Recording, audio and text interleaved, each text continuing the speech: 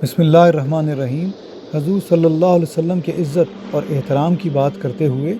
آج ہم یہ بات چیت کریں گے کہ دنیا سے حضور صلی اللہ علیہ وسلم نے جو پردہ فرمایا اس کے بعد آپ کی عزت اور احترام کے بارے میں صحابہ کرام اور ائمہ اور مسلمانوں کے جو ہمارے بڑے علماء ہیں ان کے اس کے بارے میں کیا رائے ہے۔ تو تمام صحابہ کرام کے عمل سے اور اہل بیت اطہار اور تابعین کے عمل سے ثابت ہے کہ حضور صلی اللہ علیہ وسلم کی عزت اور آپ صلی اللہ علیہ وسلم کی عظمت کا خیال اسی طرح ہی کرنا مسلمانوں پر واجب ہے جیسا کہ آپ صلی اللہ علیہ وسلم کی ظاہری زندگی میں تھا۔ اور حضرت ابو ابراہیم نجیبی فرماتے ہیں کہ ہر مسلمان پر یہ لازم ہے کہ جب آپ صلی اللہ علیہ وسلم کا ذکر سنے تو انتہائی ادب اور احترام کے ساتھ آپ کا ذکر کرے اور اپنی ظاہری حرکات میں بھی یعنی اپنے بیٹھنے اٹھنے کھڑے ہونے اور بات کرنے میں بھی ادب اور احترام کا اظہار کرے۔ اسی طرح حضرت امام مالک رحمۃ اللہ علیہ جو حدیث اور فقہ کے بہت بڑے امام ہیں اور تابعی بھی ہیں، ان کا یہ ایک بہت مشہور واقعہ ہے کہ ابو جعفر منصور جو کہ عباسی خلیفہ تھا وہ مدینہ طیبہ آیا اور مسجد نبوی میں امام مالک سے مناظرانہ انداز میں یعنی کہ آرگومنٹ کے انداز میں گفتگو کرنے لگا، اور اس گفتگو کے دوران اس کی آواز بلند ہونے لگی تو امام مالک رضی اللہ تعالیٰ عنہ نے اس کو تنبیہ فرمائی اور کہا کہ مسجد نبوی میں اپنی آواز بلند نہ کرو، کیونکہ اللہ تعالیٰ نے حضور صلی اللہ علیہ وسلم کے بارے میں ادب سکھاتے ہوئے فرمایا ہے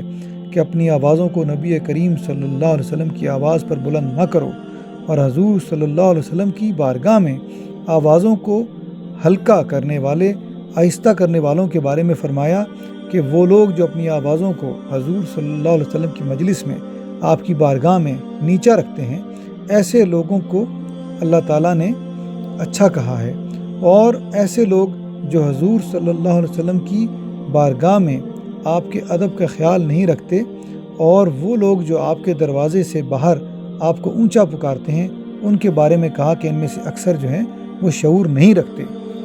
تو آپ نے حضرت امام مالک نے کہا کہ اے عباسی امیر، اس بات کو یاد رکھ کہ حضور صلی اللہ علیہ وسلم کا احترام آج بھی اسی طرح واجب ہے جس طرح حضور صلی اللہ علیہ وسلم کی حیات ظاہرہ یعنی کہ جب آپ اس دنیا میں ظاہری طور پہ موجود تھے اس وقت واجب تھا۔ امام مالک کی یہ باتیں سن کر منصور خاموش ہو گیا۔ اس کے بعد منصور نے امام مالک سے یہ پوچھا کہ دعا کرتے وقت خانہ کعبہ کی طرف منہ کروں یا حضور صلی اللہ علیہ وسلم کے مواجہ کی طرف یعنی روضہ شریف کی طرف منہ کروں؟ تو اس کے سوال کے جواب پر امام مالک نے کہا کہ اے امیر، تو حضور صلی اللہ علیہ وسلم کی جانب سے منہ کیوں پھیرتا ہے، حالانکہ حضور صلی اللہ علیہ وسلم تیرے لیے اور تیرے جد اعلیٰ یعنی تیرے دادا حضرت آدم علیہ السلام کے لیے قیامت کے دن وسیلہ ہیں، تو حضور صلی اللہ علیہ وسلم کی طرف توجہ کر اللہ تعالیٰ سے طلب کرو اور اپنی شفاعت کا طالب ہو، اور آپ صلی اللہ علیہ وسلم کے واسطے سے اور آپ کے وسیلے سے حضور صلی اللہ علیہ وسلم کے وسیلے سے اللہ تعالیٰ سے دعا کرو کہ اللہ قبول فرمائے گا،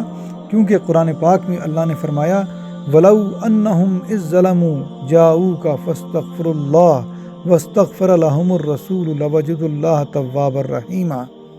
اور وہ لوگ اگر اپنی جانوں پر ظلم کریں اور پھر حاضر ہو کر حضور صلی اللہ علیہ وسلم کی بارگاہ میں ندامت کا اظہار کریں اور اللہ سے مغفرت طلب کریں اور آپ بھی ان کی سفارش فرمائیں تو وہ اللہ کو توبہ قبول کرنے والا اور رحم کرنے والا پائیں گے۔ یہ آیت سورہ نساء کی 64 یعنی 64 نمبر آیت ہے۔ اسی طرح حضرت امام مالک نے حضرت ایوب السختیانی کے بارے میں کہا کہ میں ان کو اس لیے ان کا ذکر کرتا ہوں کہ انہوں نے 2 بار حج کیا، اور جب میں نے ان کو دیکھا تو میں نے یہ جانا کہ جب بھی حضور صلی اللہ علیہ وسلم کا ان کے سامنے ذکر کیا جائے تو وہ ایسے رونے لگ جاتے کہ ان کو دیکھ کر ان پر رحم اور ترس آنے لگ جاتا، اور ان کو اس طرح سے حضور صلی اللہ علیہ وسلم کی عزت اور احترام کرتے دیکھ کر میں نے ان کے بارے میں لکھا ہے۔ اور حضرت امام مالک رحمۃ اللہ علیہ کا اپنا حال یہ تھا کہ جب حضور صلی اللہ علیہ وسلم کا ان کے سامنے ذکر کیا جاتا تو ان کے چہرے کا رنگ بدل جاتا اور وہ اپنا سر جھکا لیتے کہ ان کے گرد لوگ جو تھے وہ بھی یہ دیکھ پاتے کہ ان کے لیے یہ بہت سخت ہے اور ان کو حضور صلی اللہ علیہ وسلم کی یاد نے ستایا ہوا ہے۔ اور اس کے باوجود ایک دن ان سے پوچھا گیا کہ کہ یہ ایسا کیوں ہے؟ تو انہوں نے کہا کہ جو میں نے دیکھا ہے اگر وہ آپ نے بھی دیکھا ہوتا تو پھر آپ میرے اس عمل کے بارے میں نہ پوچھتے کہ میں نے محمد بن المنقدر جو تھے، جو کہ احادیث کے راویوں میں سے ایک بہت بڑے راوی ہیں، ان کو دیکھا کہ جب ان کے سامنے حضور صلی اللہ علیہ وسلم کا ذکر ہوتا یا حدیث شریف بیان ہوتی تو وہ رونے لگ جاتے، اور اتنا روتے کہ ان پر ترس اور رحم آنے لگ جاتا۔ اسی طرح حضرت امام مالک نے کہا کہ میں نے اسی طرح محمد بن جعفر کو دیکھا کہ وہ ہنس رہے ہوتے، لوگوں سے اچھی طرح بات کر رہے ہوتے، مسکراتے ہنستے، لیکن جیسے ہی حضور صلی اللہ علیہ وسلم کا ان کے سامنے ذکر آتا تو ان کا چہرہ پیلا پڑ جاتا، اور حضور صلی اللہ علیہ وسلم کی ہیبت سے اور آپ صلی اللہ علیہ وسلم کی یاد سے۔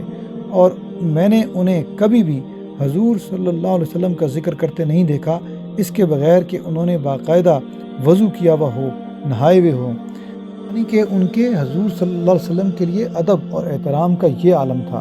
اور حضرت امام مالک کہتے ہیں کہ ان کو میں نے صرف 3 حالتوں میں پایا، ایک یہ کہ وہ نماز پڑھ رہے ہوں، دوسرا یہ کہ وہ خاموش بیٹھے ہوں، اور تیسرا یہ کہ وہ قرآن پاک کی تلاوت کر رہے ہوں۔ اور وہ اللہ تعالیٰ کے علماء میں سے ہیں، اور اللہ کے جو علماء ہیں حضور صلی اللہ علیہ وسلم کے پیروکاروں میں سے ہیں، وہ کبھی غیر ضروری باتیں نہیں کرتے اور ہر وقت اللہ تعالیٰ سے ڈرتے ہیں، اس سے تقوی رکھتے ہیں۔ جزا اللہ عنا سیدنا محمد ما هو آلہ صلی اللہ علیہ وسلم۔